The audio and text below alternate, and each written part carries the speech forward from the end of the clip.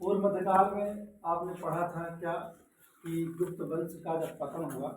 अभी आपने कल ही पढ़ा था कि गुप्त वंश का जब पतन हुआ और ये कहा जाता है कि जब गुप्त साम्राज्य था तो गुप्त साम्राज्य नहीं, मौर्य साम्राज्य से लेकर के अगर गुप्त साम्राज्य तक की यात्रा करिए तो वहाँ तक जो है उसकी राजधानी पाटलिपुत्र बनी रही है।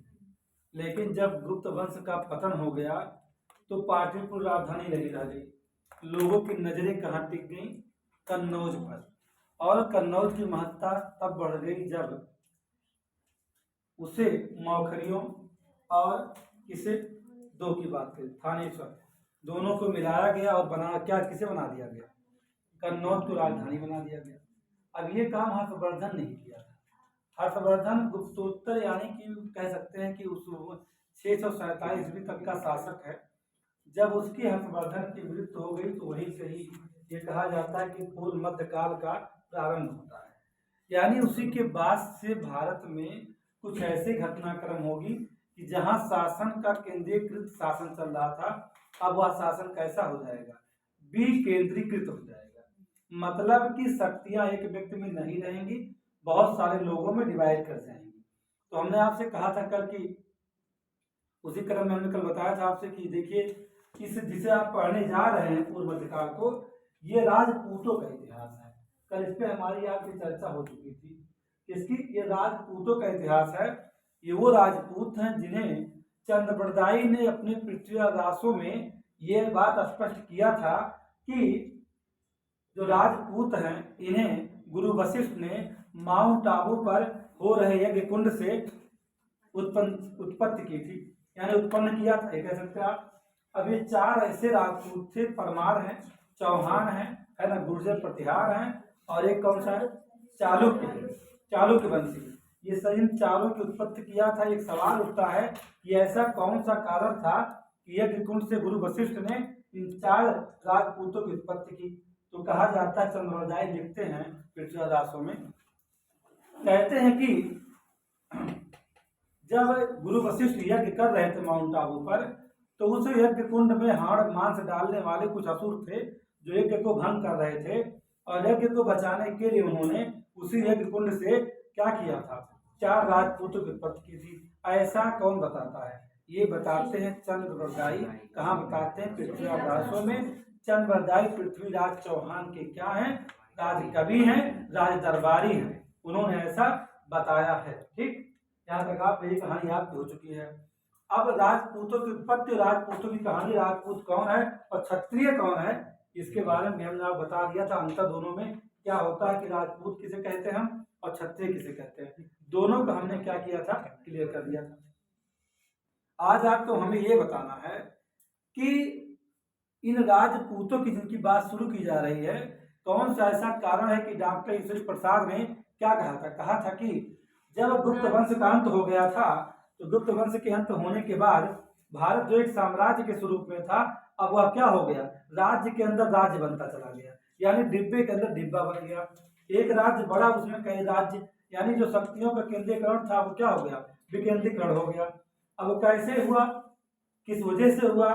क्योंकि गुप्तोत्तर में ही अगर आप देखते हैं तो गुप्तोत्तर में जहाँ हर्षवर्धन का ही समय है, उसी बीच में आप देखेंगे या उसके बाद जो भी शासक आ रहे हैं वो छोटे छोटे हिस्सों में राज करेंगे, लेकिन उसकी नींव कहाँ पड़ेगी? जैसे मैंने कल कहा था कि सामंतवाद, सामंतवाद का उदय होना। अगर सामंतवाद का उदय नहीं होता तो साम्राज्य में छोटे छोटे राज्य नहीं होते। तो छोटे राज्य होने किसकी क्या कारण है? सामंतवाद है। तो एक सवाल उठता है कि सामंतवाद का उदय क्यों हुआ? जब कहा गया कि छोटे छोटे राज्यों में एक साम्राज्य विभक्त हो गया, तब बटा जब 647 में कौन? हर्षवर्धन की मृत्यु हो गई। उसके बाद यह पूरा साम्राज्य छोटे छोटे राज्यों में बढ़ता चला गया। इसीलिए डॉक्टर ईश्वर प्रसाद ने कहा कि साम्राज्य क्या हो गया है? राज्यों के अंदर राज्य बनता चला गया। और इसी समय मौका देख करके किसका उदय हो गया? सामंतवाद का। समझिएगा मेरी बात को आप, किसका उदय हो? सामंतवाद का। अब कहेंगे मायावती जी कहती हैं सामंतवादी व्यवस्था, मनुवादी व्यवस्था। सबसे ज्यादा सामंत और मनुवादी की चर्चा एक पहले की मुख्यमंत्री हैं, अधिक समय की मुख्यमंत्री मायावती थी, आजकल सबसे लंबे समय के मुख्यमंत्री बाबा जी हैं जो वर्तमान में हैं। नहीं तो मायावती हमेशा किसकी बात करती थी? सामंतवादी, मनुवादी। कहते थे जो सामंतवादी विचारधारा के जो है, जो मनुवादी विचारधारा के हैं, वो शोषण करते हैं। किसका शोषण करते हैं? दलितों का शोषण करते हैं, ऐसा उनका मानना था। लेकिन उन्होंने शायद इतिहास को पढ़ा ही नहीं था, सिर्फ राजनीति किया था। उन्हें ये नहीं पता था कि वास्तव में सामंतवाद होता क्या है, सामंतवाद क्या है। अगर किसी ने अपनी भूमि को किसी सेवा और शर्त के अधीन किसी अन्य को दे दिया है, इसको आप यूज करिए, इसका उपयोग आप करिए, ये और उपयोग करने में क्या, वो राजस्व वसूलिए, न्याय व्यवस्था देखिए, उससे संबंधित जितने भी कार्रवाइयाँ हैं उसको आप पूरा करिए, आपकी पूरी जिम्मेदारी है, इतना हिस्सा मुझे आप देते रहिए। तो ये है सामंतवाद। तो किसका शोषण करने गए थे? ये शोषण किए थे क्या? नहीं। हाँ, एक चीज जरूर रहा कि भारत से साम्राज्य का पतन हो गया। क्यों पतन हो गया? साम्राज्य का पतन होने में सामंतवादियों का हाथ है, ये आप कह सकते हैं। साम्राज्यवादी जैसी व्यवस्था को किसने हिंद कर दिया? इन लोगों ने। समझिए आपने बात। अगर इतना समझो तो ये बात समझो, इस समय, किसके समय? हर्षवर्धन का मृत्यु होना, छोटे छोटे राज्यों का बट जाना। जैसे कि हमारे घरों में कौन होता है? बड़े बुजुर्ग होते हैं, जब तक जीवित हैं तब तक उनके 10 संतानें एक साथ हैं, और जैसे ही क्या कहते हैं वो अलग हो जाते हैं, उन बड़े बुजुर्ग की मृत्यु हो जाती है, वैसे ही क्या हो जाता है, सभी लोग इधर उधर भागने लगते हैं। कहते भैया हमको वहाँ का खेत दे दो, हमको वहाँ खेत दे दीजिए, हम वहाँ रहेंगे, वहाँ पाही वाला हमको दे दो, वहाँ जाके हम अपना मड़ई डाल के रहेंगे। झोपड़पट्टी डाल, मड़ई जानते क्या कहते हैं? मड़ई झोपड़पट्टी कहते हैं। राम मड़ैया कहाँ है? बाधा बंदेर खंड में है ना। चलिए वहाँ नहीं जाएंगे आज बहुत ज़्यादा अध्यात्म वाली बात नहीं करनी है, क्योंकि वहाँ ले जाते तो मज़ा तो आपको बहुत आता है, लेकिन थोड़ा सवाल वहाँ का मिलता है समझने के लिए। आध्यात्मिक चर्चाएं की जाती हैं, और खासकर जब हम कहाँ हों, अयोध्या में, है ना। अयोध्या में, अगर अयोध्या से ये भी एक बात बड़ा अच्छा हमें एक बात मुझे अच्छा लगता है कि जो भी इतिहास हम पढ़ रहे हैं, एक ऐतिहासिक स्तर से पढ़ रहे हैं, जिसके बारे में कई हजार साल पहले की कहानी है, और 5 वर्षों की एक कह सकते हैं कठिन तपस्या, कठोर यात्रा, कठोर संघर्ष करके लोगों ने अयोध्या को फिर अंतर्राष्ट्रीय पटल पर लाया है। इसके पहले अयोध्या का नामो निशान मिट रहा था। 500 वर्षों की कहानी है। उन 500 वर्षों में संघर्ष करके अयोध्या को इस अवस्था में लाया गया कि जैसे पहले अयोध्या थी वैसा बनाने का प्रयास किया जा रहा है। तो ऐसे जगह से इतिहास पढ़ाने का मौका मिले तो आनंद आता है। तो अध्यात्म की बात क्यों ना की जाए, इसीलिए बार बार मेरी क्लास में 2-3 लाइन हमेशा आके जुड़ जाती है, क्योंकि देखिए जो जहाँ जिसकी चर्चा अधिक होती है, और वहीं से अगर आप के मुख से कुछ भी निकल रहा है तो उसका नाम तो आना चाहिए ना, इसी वजह से बोल देते बीच बीच में। तो वहां को आज जाएंगे नहीं उस तरफ, क्योंकि उधर जाएंगे तो मामला उलझ जाएगा अभी। तो सामंतवाद वास्तव में इसका आना, मध्यकाल को लाना, समझिए मेरी बात। किससे? अगर सामंतवाद का उदय नहीं होता, सामंतवाद का उदय नहीं होता, तो ये समझिएगा कि भारत में ये जितने जमींदार ये उत्पन्न नहीं होते। हाँ, ये कह सकते हो कि जो कुछ जमींदारों ने शोषण किया है, कुछ जमींदारों ने शोषण किया है, तो जिस शोषण की बात की जा रही है वर्तमान में, क्या वो शोषण इस समय नहीं होता है? अगर नहीं होता है तो आप मुझे बताइए। उससे अधिक शोषण जिन्हें दोषी ठहराया जाता है कि फला जमींदार फला ऐसा करता था, उससे भी अधिक शोषण इस समय होता है, बशर्ते उसका स्वरूप बदल गया है। अब गलती से ना सोचिएगा कि ऐसा नहीं कि नहीं शोषण होता है, होता है। तो जब कहा गया कि सामंतवाद का उदय हुआ, और सामंतवाद का जब उदय हुआ तो प्राचीन भारत, जो भारत का इतिहास है, जिसमें बड़ी प्राचीनता थी, जिसमें बहुत सारी कहानियां मौर्य और गुप्त की आप पढ़ते रहे हैं, उसका अंतरण कहाँ हो जाएगा? वो ट्रांसफर हो जाएगी मध्यकाल। यानी कह सकते हैं प्राचीन भारत और मध्य भारत के बीच में एक संक्रमण काल है, जो है पूर्व मध्यकाल, और वही काल क्या है? वही काल है सामंतवाद का। अगर ये सामंतवाद नहीं होता तो इनमें एकता होती, एक ही राजा होता, और लड़ करके जो आक्रमणकारी आए थे वो आने ही नहीं पाते भारत में। वो प्रवेश ही नहीं कर पाते। लेकिन सामंतवादी सबसे अलग अलग क्षेत्रों में राज कर रहे थे, छोटे छोटे राज्यों में, उनमें एकजुटता नहीं थी। यूँ कह सकते हैं कि जिस राष्ट्रवाद को तिलक ढूंढ रहे थे वो ऐसी कोई भावना थी ही नहीं। अगर उन्हें एक साम्राज्य को बचाने की बात होती तो सब मिलकर लड़ते, तो मोहम्मद बिन कासिम क्या कोई भी भारत प्रवेश नहीं कर पाता। अगर राजा जयपाल सिंह को कोई सहायता करता तो कभी भी उस पाल वंश को मदद की जाती, जो पश्चिम भारत में कहाँ था, उत्तर पश्चिम भारत बलूचिस्तान में शासन कर रहा था।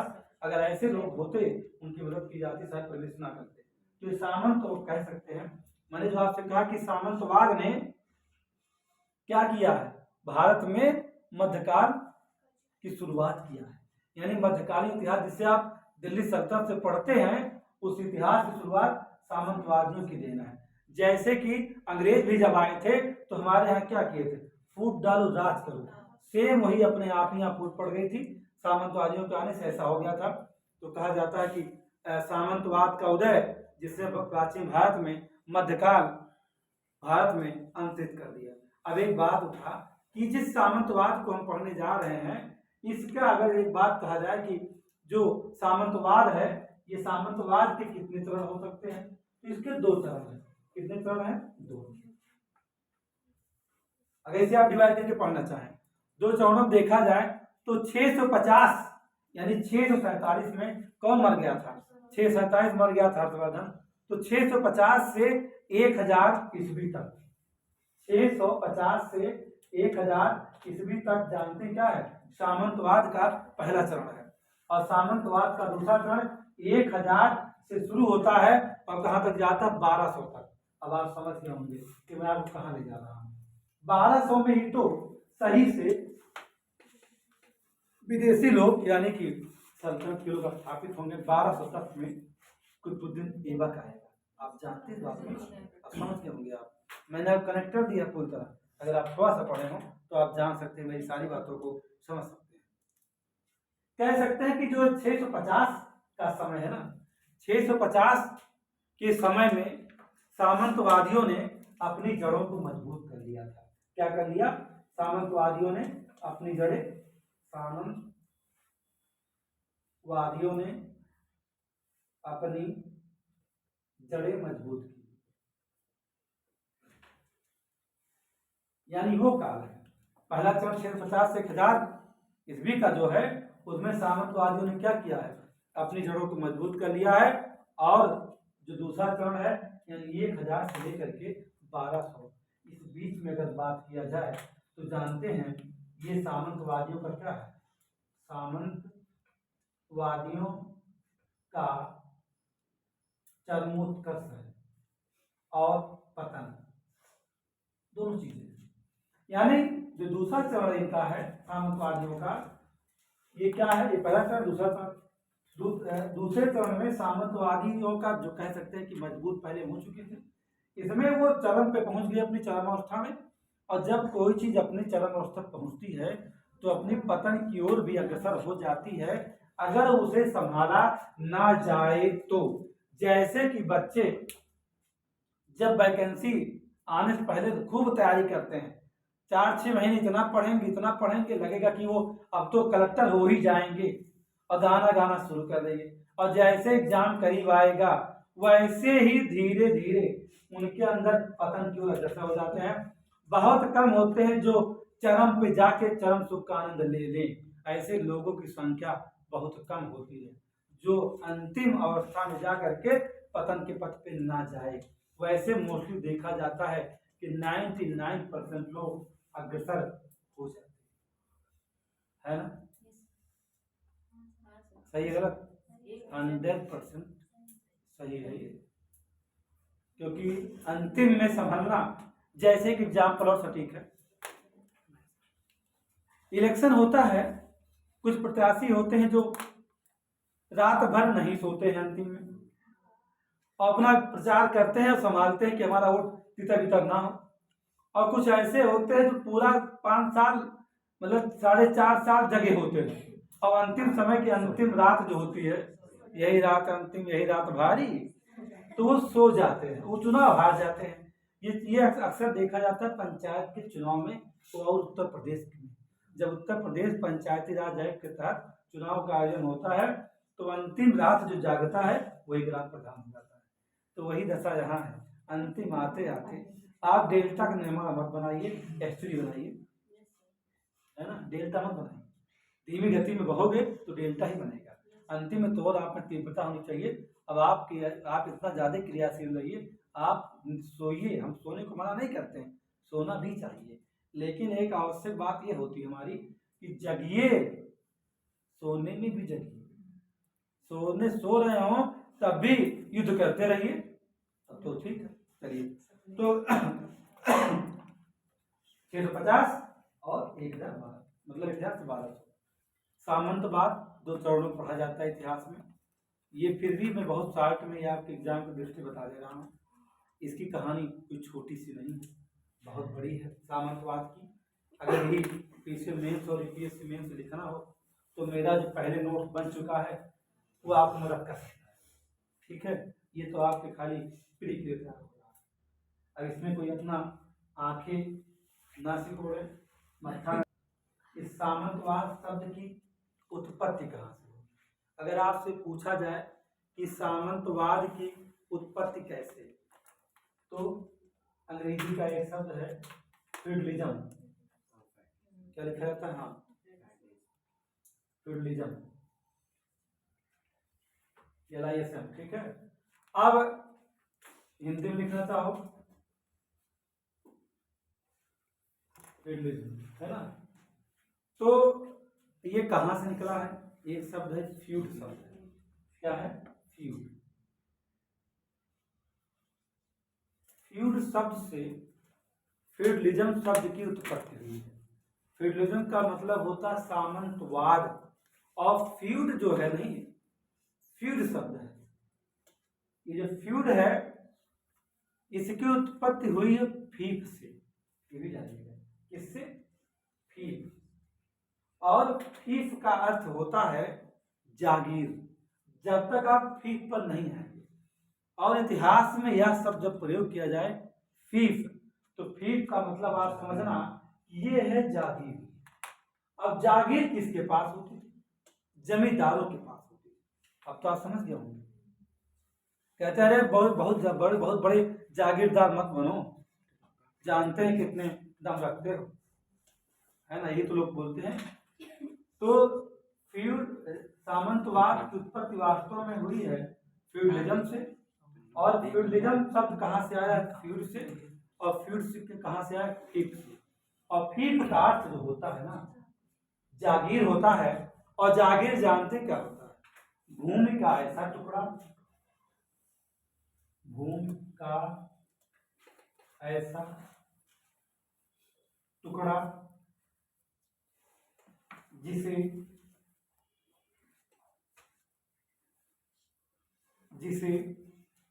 भूस्वामी सेवा करने और कुछ शर्तों के अधीन सेवा करने और कुछ शर्तों के अधीन किसी अन्य को प्रदान करता है, किसी अन्य को प्रदान करता है। मतलब जागीर का क्या मतलब होता है? जागीर यही है, भूमि का ऐसा टुकड़ा जिसे स्वामी सेवा करने और कुछ शर्तों के अधीन किसी अन्य को प्रदान करता है। जो किसी अन्य को, अन्य क्या है? जो किसी अन्य की बात हम कर रहे हैं। अब यहाँ लिखा गया स्वामी। स्वामी का मतलब क्या कह सकते हैं? यहाँ है राजा, और कह रहा कुछ सेवा करने। अरे भाई, उनके आगे पीछे जो करना है उनके लिए सेवा करते, सबको देखभाल करते कर रहे हैं आप, तो वही तो सेवा है। सेवादार बने रहिए।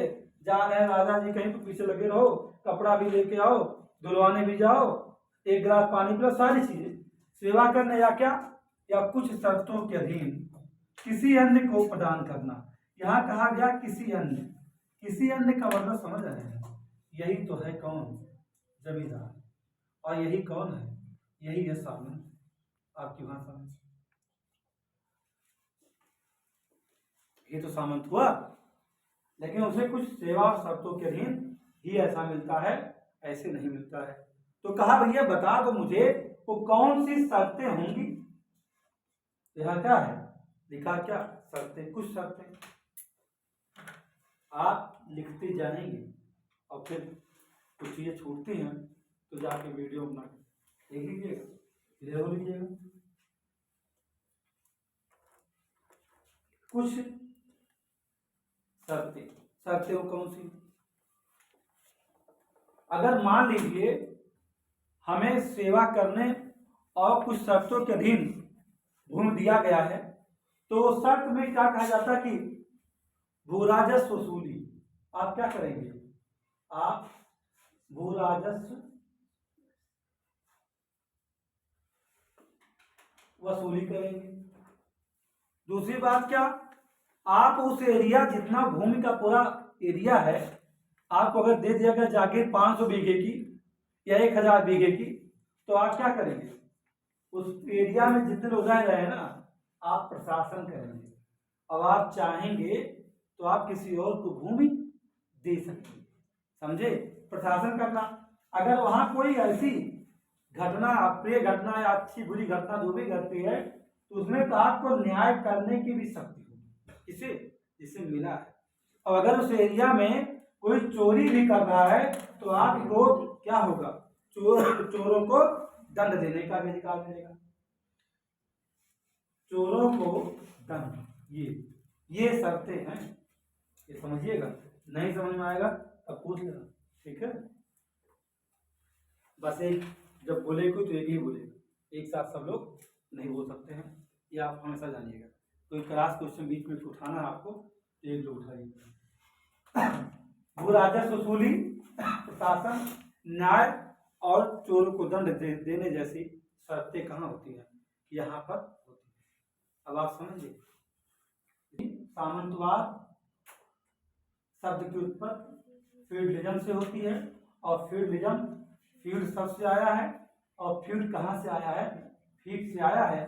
फीफ का मतलब होता है जागीर, और जागीर क्या होती है, जो भूमि का कोई ऐसा टुकड़ा हो जो स्वामी किसी को सेवा करने और कुछ शर्तों के अधीन देता है, प्रदान कर देता है, उस सेवा एवं शर्तें ये होती हैं, ये शर्तें होती हैं सेवा का, है ना। अगर इतनी बातें आपको समझ में आ गई तो सामंतवाद की विशेषता को जानना चाहिए। आपके लिए पीटी में कॉन्सेप्ट और कॉन्सेप्ट ऑफ फैक्ट सवाल क्या हो सकता है, इसी एग्जाम को दीजिए और वहां लिख दे क्या, सामंतवाद की निम्नलिखित में से विशेषता है, तो क्या करोगे, या निम्नलिखित में सामंतवाद की विशेषता नहीं है। नेगेटिव सवाल तो नहीं बन सकता है। यहाँ कैसा क्वेश्चन बनेगा, बनेगा सामंतवाद की विशेषता होती है या है, तो दो ही विशेषता है, एक क्या भूमि अनुदान और दूसरा क्या है विकेंद्रीकरण।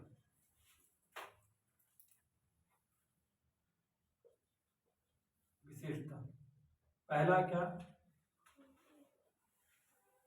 भूमि अनुदान, और दूसरा क्या विकेंद्रीकरण, ये विशेषता। और अगर ऐसा है तो समझिएगा कि हमारे यहाँ विकेंद्रीकरण व्यवस्था अभी भी है। पंचायत 1882 1872 नहीं जाना, जब क्लास में नहीं रहोगे तो ऐसे रहेगी समस्या। उस पे किस पे कुछ नहीं, उस पे किस पे कुछ नहीं। वहां बात 1861 संवैधानिक इतिहास की नहीं है। विकेंद्रीकरण अभी भी भारत में किस अनुच्छेद में, देखो खत्म होगी 10 दिन ना, 10 दिन तो अंतर लेकिन पार्ट 4 आर्टिकल 40 में क्या है, ग्राम पंचायत का गठन करेगा राज्य। तो ग्राम पंचायत का जब गठन होगा तभी तो विकेंद्रीकरण की शुरुआत होगी। अंतिम पड़ाव तक बिना किसी गाइडर के आप नहीं पहुंच सकते हो। आपको बहुत आता हो, आप पूरी किसी रट के घूमो, लेकिन ये कहिए कि अंतिम में बिना किसी मार्गदर्शक के आप कमीशन को भेज देंगे तो होने वाला है नहीं। ये होने वाला है नहीं। आप फेल तो होंगे, चाहे प्रीलिम्स फेल हो, चाहे मेंस फेल हो, चाहे इंटरव्यू फेल तो होना ही है। बिना गाइडर के नहीं। आपको देखिए किसी मार्गदर्शक से मिलते हैं तो आपको उस समझने की शक्ति प्रदान करता है। अब आपके जो ज्ञान चक्षु मंद हैं या जो बंद हैं उन्हें खोलने की कोशिश करता है, यानी दिमाग की बत्ती को जलाने का प्रयास करता है। तो सामंतवाद की दो विशेषता क्या, भूमि अनुदान और दूसरा क्या, विकेंद्रीकरण। अब भूमि का संबंध तो अनुदान से है ना। कहेंगे भूमि सामंतवाद में कहाँ सहायक है, तो कहना सर भूमि का अनुदान किया गया तभी सामंतवाद का उदय हुआ। मैं लिखा ना, देखो क्या लिखा है, भूमि का ऐसा टुकड़ा, यानी क्या, भूमि का अनुदान किया गया है। अब भूमि का अनुदान किया गया है तो जाहिर सी बात है अपने आप ही वहां उस टुकड़े पर शक्ति का क्या कर दिया गया है, विकेंद्रीकरण कर दिया गया है। यानी कि एक बड़ा शासन कर रहा जिसकी भूमि है उसका तो शासन है ही उस भूमि पर, लेकिन वो उसी 1000 बीघों में उसने 250 लोगों को दे दिया है। किसी को ए को 250 बीघा, बी को 250 बीघा, सी को 250 बीघा, डी को 250 बीघा, यानी उसे 4 जागीरदार बना दिया। तो क्या बन गए, 4 सामंत हो गए ना, ये मतलब समझे ये चीजें। तो यानी कि शक्ति जहां एक में थी, जो 1000 टुकड़ों का स्वामी था, तो शक्ति केंद्रीकृत थी, लेकिन जैसे उसने और लोगों को बांट दिया तो क्या हो गया, विकेंद्रीकरण। एक ग्राम पंचायत, एक ग्राम पंचायत ना, मैंने इसे का विकेंद्रीकरण शुरुआत आर्टिकल 40 में संकल्पना, उसी के अगर वो ना होता तो संशोधन करके वो 1992-93 जो भी है 73वां संविधान संशोधन 1992 नहीं आता। ऐसे खाली नहीं पंचायत गठन कर देना ना, उसकी रीढ़ कहाँ है, उसकी रीढ़ तो वही है ना, उसकी रीढ़ तो आपको ढूंढना होगा। तो अब कहेंगे क्या सर, आपके मन में सवाल उठना चाहिए कि विकेंद्रीकरण क्या सर इस समय भी है क्या, है या नहीं है? तो सभी राज्यों के राज्यपाल उस राष्ट्रपति के सामंत तो हैं। संघ सरकार के सामंत कौन है, राज्यपाल है। तो कहेंगे ये कैसे आप बता रहे, तो पढ़िए भाग 6 संविधान का पार्ट 6, जिसमें बताया गया है ना आपको कि राष्ट्रपति प्रत्येक राज्य के लिए एक राज्यपाल नियुक्त करेगा, और यदि वो चाहे तो 2 राज्यों का एक राज्यपाल भी बनाया जा सकता है। ये भी यानी कि राज्यपाल कौन है, केंद्र सरकार का एजेंट है, और एजेंट ही क्या है, आज की इतिहास की भाषा में एजेंट ही सामंत। यस, वो आंदोलन चला चुके हैं। आपने कहा ना कुछ विद्रोह जमींदारों के हैं, जैसे कि जमींदार association of land holder society कब की बनी हुई है, रुको रुको सब लोग शांत, मैं ऐसा बताइए कि लैंड होल्डर सोसाइटी कब गठित की गई, कब, देखो झटके में किसने गठित किया था, हाँ हाँ बिल्कुल, इसका गठन किसने किया था,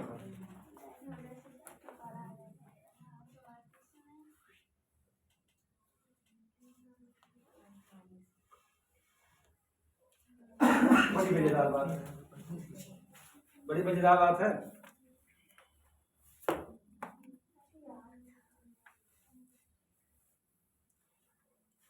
अच्छा क्यों गठित की गई थी लैंड होल्डर सोसाइटी, लीजिए क्यों गठित हुई थी,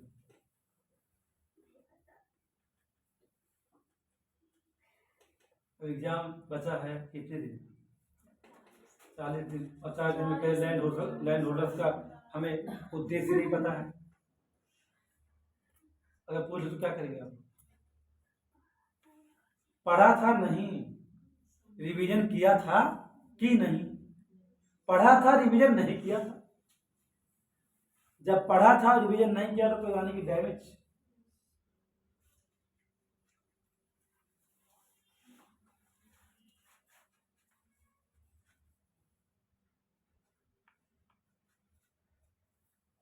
कांग्रेस से पूर्व स्थापित होने वाली पहली संस्था 1836 की किसकी?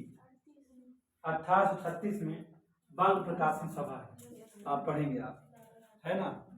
अब बंग प्रकाशन सभा के बाद 1838 में स्थापित हुई है कौन? लैंड होल्डर सोसाइटी, जिसे जमींदारों से संबंधित कहा गया। इसका मूल उद्देश्य है जमींदारों के हितों की रक्षा करने के लिए इसे स्थापित हुआ था। यानी वही सामंत हैं आधुनिक में जो अपने हित की रक्षा करने, किससे हित की रक्षा करनी? अंग्रेजों से। उन्होंने संगठन बनाया था। तो लैंड होल्डर सोसाइटी, होल्डर्स लिखा है तो उद्देश्य क्या हुआ? भूमि के जमींदार थे उनका है ये संगठन, जमींदारी एसोसिएशन। अब आप सोच रहे कुछ और, द्वारका नाथ टैगोर, प्रसन्न कुमार ठाकुर जैसे लोगों ने इसको स्थापित किया। इसकी स्थापना कलकत्ता में की गई थी, है ना। ये क्या होना चाहिए? रिवीजन। आज की मैं कहता हूं कि कंपटीशन में रहना तो उतना ही पढ़ना है, जितना रुक जाए और जितना रिवीजन हो जाए उससे ज्यादा का नहीं। आप सोच के देखिए कि कभी कभी होता कि हमें भीड़ से रोक दिया जाता। क्यों रोक दिया जाता? एक साथ सब कुछ समा सकता किसी क्षेत्र में नहीं ना, तो से होगी। विवेकानंद नहीं है, लेकिन विवेकानंद भी कौन थे? हमारे तो पूर्वज हैं। हमने क्या कहा? विवेकानंद भी तो हमारे पूर्वज थे। आप कहिए पृथ्वीराज चौहान नहीं बन सकते हैं, तो पृथ्वीराज चौहान हमारे पूर्वज हैं। वाह। और उन्हीं पूर्वजों, उन्हीं की वंशज, उन्हीं की संतति। भाई मैंने भी एक लाइन में, तो 500 वर्षों की यात्रा सहते हुए राम मंदिर बना दिया इन लोगों ने अयोध्या में, जहां हम लोग खड़े हैं राम तीर्थ क्षेत्र में। अब आप सोचिएगा, बना दिए तो जाहिर सी बात है कि वो भी तो किसी के वंशज हैं। तो कहते हैं ना कि हम तो उन्हीं के वंशज हैं। संपूर्ण भारतीयों का है। किसी ने कहा राम मंदिर किसका? कहा ये संपूर्ण भारतीयों का है। इसमें जाति धर्म का कोई बंधन नहीं है, क्योंकि ये तो हमारे सबके पूर्वज है ना। जब राम थे तब तो कोई था क्या? अन्य धर्म विश्व में कहीं था कोई? इस संपूर्ण जगत में जब राम थे तो कोई था क्या? ना ईसा मसीह, कोई नहीं। तो फिर सबके तो है राम। अगर थोड़ा सा तो एक साथ सबको छोड़ दिया गया क्या कि आ जाओ सभी लोग अयोध्या में लैंड कर जाओ? नहीं ना, रोका जाता है। क्यों भाई? टुकड़े में आओ, स्थान कम है, छोटा है। आप तो ऐसे है कि जब आप पढ़ते हैं तो रिवीजन करो, कभी उसकी बारी कभी इसकी बारी, बस खत्म। अगर ऐसे करके पढ़ो तो याद रहेगा। अब इतनी छोटी सी बात आपके माइंड स्लिप कर गई। अब आप जानिएगा कि लैंड होल्डर्स बहुत ही चर्चित संगठन है, जिस पर सवाल 10-20 बार बन चुके हैं,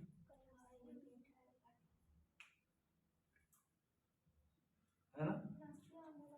हाँ बिल्कुल करेक्ट, वही बेटा शुरुआत होती है। यानी कांग्रेस की स्थापना के ठीक पहले घटनाक्रम है जब हम पूछे सवाल। चलिए कोई बात नहीं।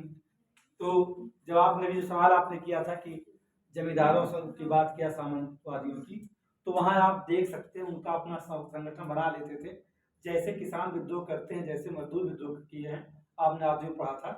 वैसे जब सामंत के अधिकारों का हनन होगा तो बहुत सारे सामंत सोचेंगे हमसे कि हमसे जागीर ना छीनी जाए। अगर जागीर छीन करके साधना छीन के अच्छी दे दिया जाएगा तो साधना नुकसान नहीं होगा। तो जागीर का एक समय हो, कितना जागीर मेरे पास रहेगी, यहाँ इतना वो राजस्व वसूल कर देंगे, कभी तो नहीं रहेगा। अब बात उठता है कि भारत में इस सामंतवाद के विकास का कारक क्या है। चलते हैं, इतना हो गया आपका, लिख लिया? लिखते जाओ, जो कोई क्लास रहेगा सिंगल कोई पूछ सकता है।